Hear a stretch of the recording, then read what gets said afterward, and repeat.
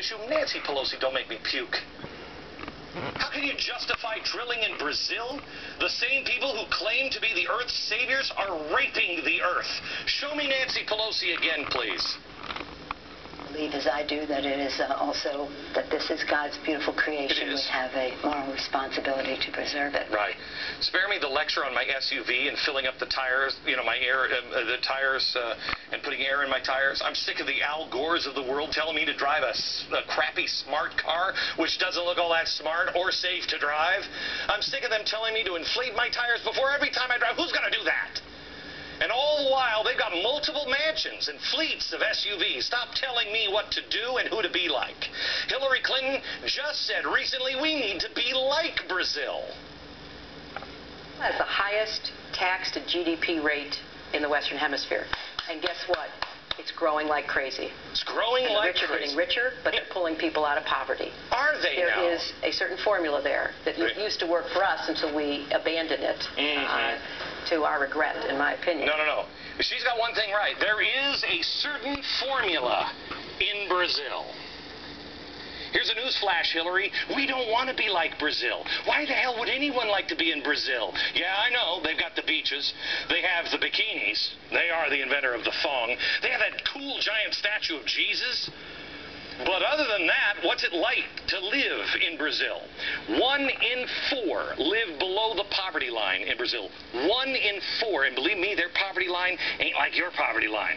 Our poverty line is, I don't have any air conditioning or HD. I need a DVR. Theirs is going to the bathroom in a ditch.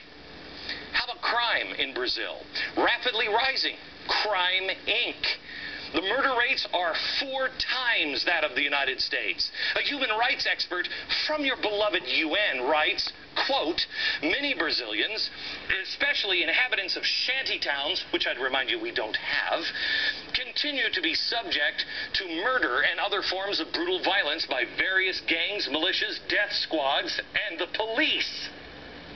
Despite the best efforts of the government to end the crimes, there were at least 11,000 so-called resistance killings in Sao Paulo and Rio de Janeiro between 2003 and 2009.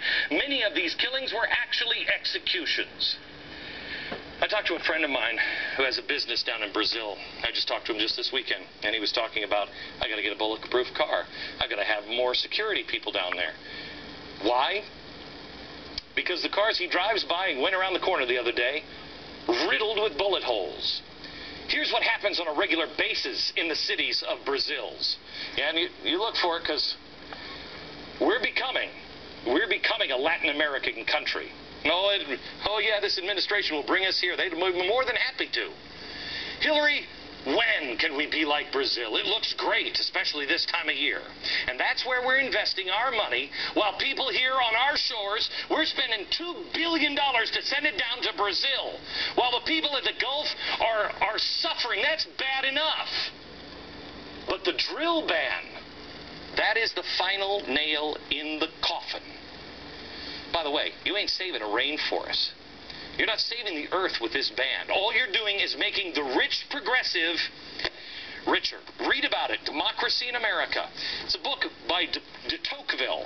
The first half is, wow, this is an amazing country, written in the 1800s, an amazing country. The second half is, here's how it's going to be screwed up.